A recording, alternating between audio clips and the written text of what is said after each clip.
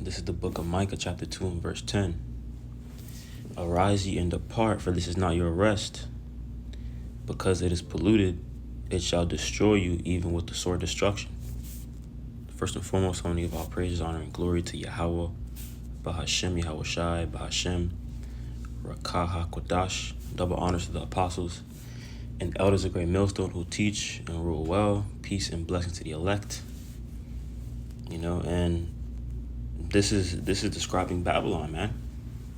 And ultimately, knowing that we're still in captivity under the nations, beginning with Esau, Edom, we should be hasting the day of Yahweh Ba'ashem Yahushai, because when Yahushai comes back, he will deliver his people, beginning with the elect. And ultimately, Israel is at a high rebellion, man, especially right now. Right? And ultimately, that's our fault. Let's get Baruch 3 in verse 8. Behold, we are yet this day in our captivity, where thou hast scattered us for a reproach and a curse, and to be subject to payments, according to all the iniquities of our fathers which departed from the Lord our God, which we are our fathers. And ultimately the reason why we're over here is because of our deeds, the fact that we didn't listen to the Lord. And ultimately, when you look at our people today, you're seeing an extension of that. This is why you always hear the apostles say that it's all about the elect in this time, because only the elect is really going to truly worship Yahweh Ba'ashem Yahushai in spirit and in truth. Right? Let's get Daniel, the 9th chapter. Okay, Daniel 9. And we can start at verse 9. To the Lord our God belong the mercies and forgiveness. Though we have rebelled against him, neither have we obeyed the voice of the Lord our God, to walk in his laws, which he set before us by his servants the prophets. Yea, all Israel have transgressed thy law, even by departing, that they might not obey thy voice. Therefore the curse is poured upon us. And when you look in the earth today, beginning with the so-called black man, we are cursed. The top tribe, Judah, is a cursed people, man. You can't tell Jake nothing, man. And really all the tribes are cursed, but you really see it heavy upon Judah. Why? Because we're the head tribe, right? And the oath that is written in the law of Moses, the servant of the Most High, because we have sinned against him. Verse 12. And he hath confirmed his words which he spake against us and against our judges, that judged us by bringing upon us a great evil. For under the whole heaven hath not been done as hath been done upon Jerusalem. Right? So ultimately, us as a nation, we are a cursed nation, man. And when you look in the earth today, like I said earlier, you're seeing an extension of that. And see, this proves to you that we are the Lord's people, man. Because ultimately, we're the ones that's low. Like for an example, I was delivering in this one area, and this one area it's basically like a trailer park, but it's like a huge trailer park, and it's nothing but Northern Kingdom. Now I brought up Judah because we're the head tribe, but Northern Kingdom is basically going through the same thing that we're going through. I mean, this whole trailer park has nothing but Northern Kingdom Jakes. I'm talking Mexican people, so-called Mexican people, Cuban people, Salvadorian people, like all Northern Kingdom, and they're living as rough as Judah, man. So us as a whole nation, man, we are low, man. And for Jake that doesn't think that the so-called Spanish people and Mexican people and the Northern Kingdom are not Israelites, man. You Jakes are bugged the hell out, man. The Spanish people that you see are definitely Israelites, man. You know, they are just as low as us. Verse 13. As it is written in the law of Moses, all this evil is come upon us. Yet made we not our prayer before the Lord our God, that we might turn from our iniquities and understand thy truth, which really is happening right now. You know, beginning with the elect, because only the elect is really going to turn to the Lord and truly repent. Right? Let's get Baruch, the first chapter. Baruch, first chapter, and we'll start at verse 17. For we have sinned before the Lord and disobeyed him, and have not hearkened unto the voice of the Lord our God to walk in the commandments that he gave us openly. Since the day that the Lord brought our forefathers out of the land of Egypt unto this present day, we have been disobedient. Right. And see, like I said, you're seeing that disobedience continue unto this very day. You know, because here it is, the gospel, how about Shemi Shai is going out. You know, that we're the Israelites and, you know, we're the true people. We should be in a repentant state. But Jake, even Jake that knows that he's an Israelite, that's not even enough, man. You know, which really proves to you that there's an elect. Because like I said earlier, the elect is going to worship Yahweh Bashim Yahushua in spirit and in truth. And they're actually going to follow the Lord, man. And be in a humble, meek mindset. Right? Verse 19. And we have been negligent in not hearing his voice. Wherefore the evils cleaved unto us, and the curse which the Lord appointed by Moses his servant at the time that he brought our forefathers out of the land of Egypt, to give us the land that floweth with milk and honey, like as it is to see this day. Nevertheless, we have not hearkened unto the voice of the Lord our God, according to all the words of the prophets whom he sent unto us. And seeing this time the Lord has sent his prophets. You know, if you have eyes to see and ears to hear. Because ultimately the reason why we're in this the reason why we're turning back to the Lord now is because this is the end, man. Ultimately, it has to be the end, because when we wasn't in this truth, we didn't have any hope. Now we have hope. You know, this is how you know that we're very close, man. Because now that we know that we're Israelites, the fact that we're repenting, this shows to you that this is a divine power. This has to be the Holy Spirit. You know, verse 22.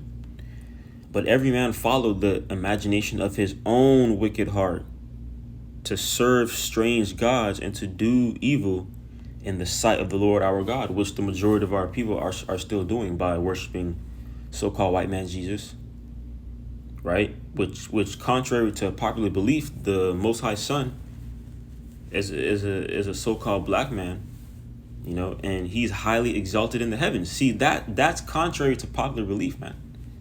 Jake, see, our people don't want to believe that, man, especially Northern Kingdom. You know?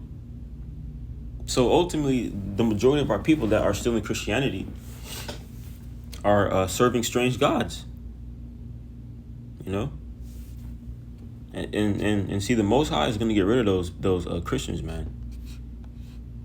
Because you're not worshiping the Father in spirit and in truth, man. Let's get Habakkuk 2 and verse 1. I will stand upon my watch and set me upon the tower, and will watch and see what he will say unto me, and what I shall answer when I am reproved. And the Lord answered me and said, write the vision and make it plain upon tables, that he may run that readeth it.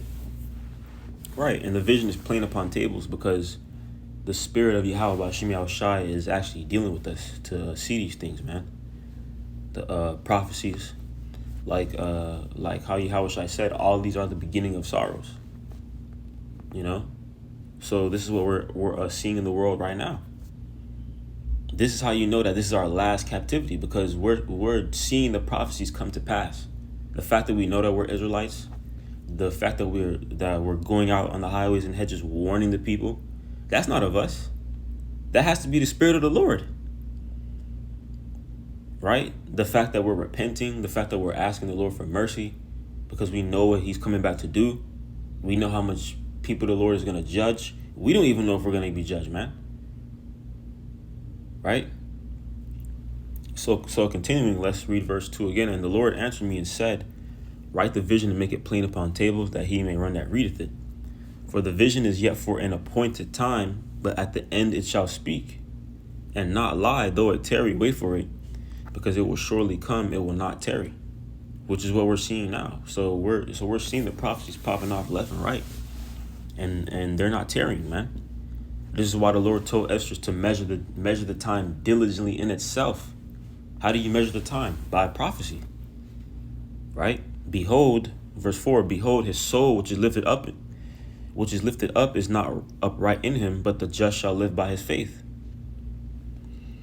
Verse 5, yea, also because he transgresses by wine, he is a proud man, which is talking about Esau Edom.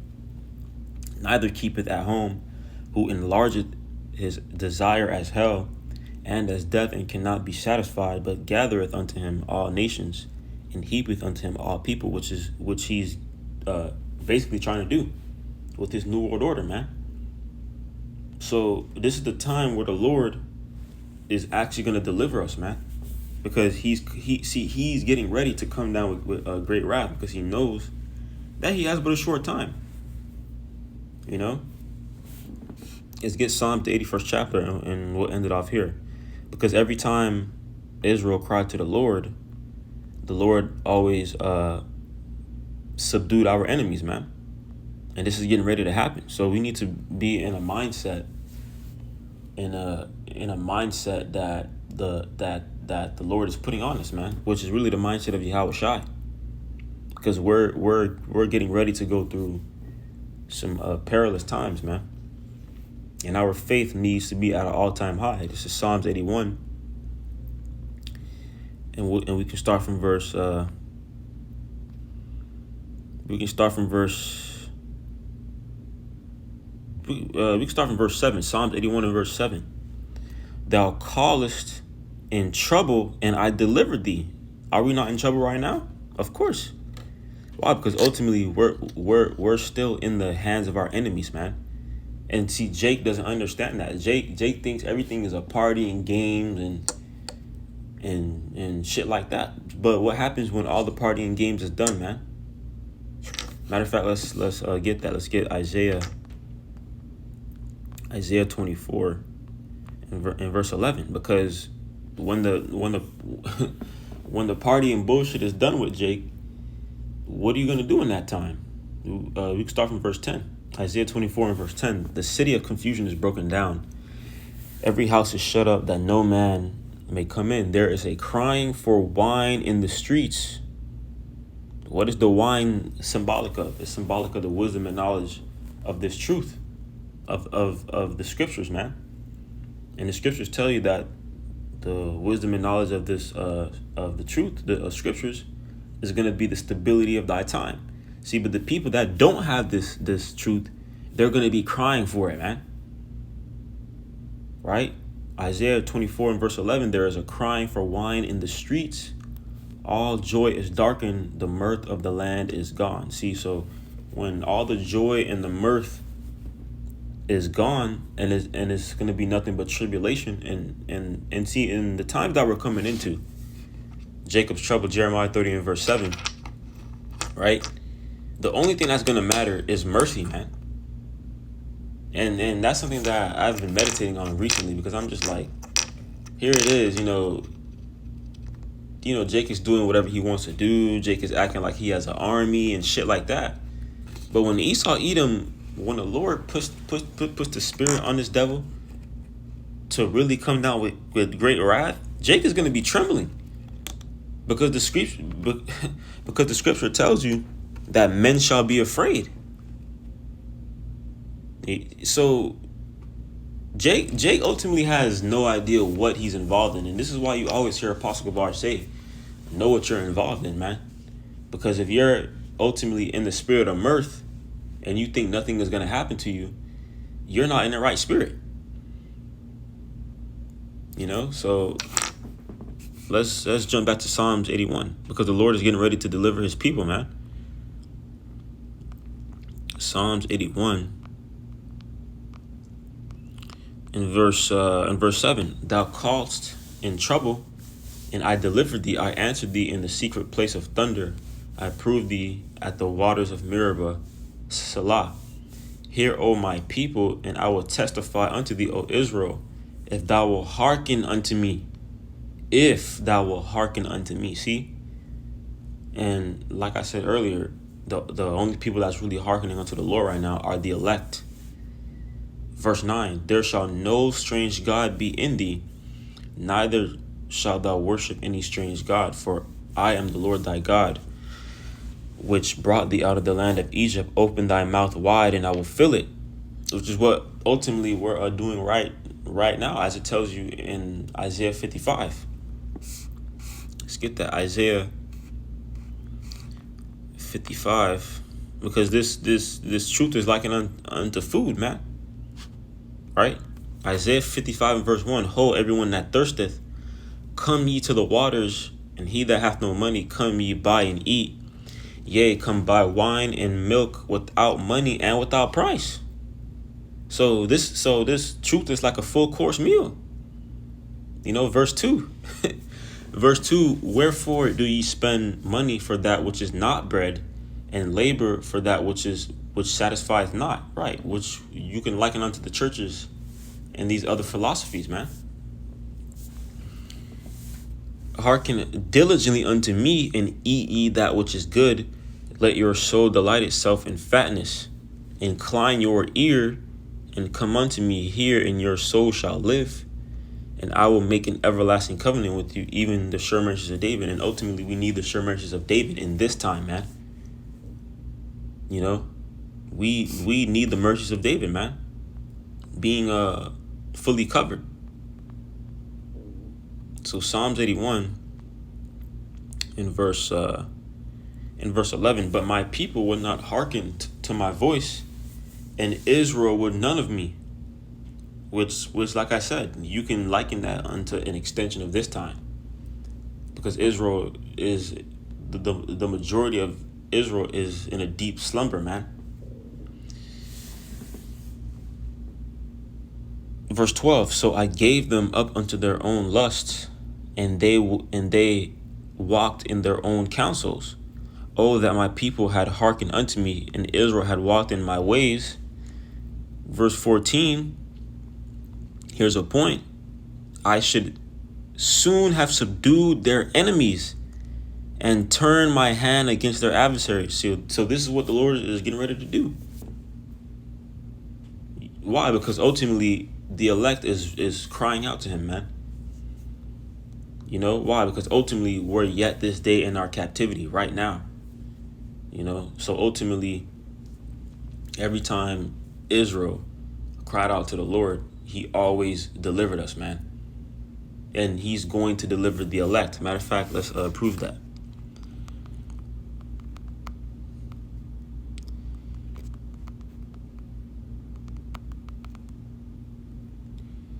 Luke 18 in verse 7.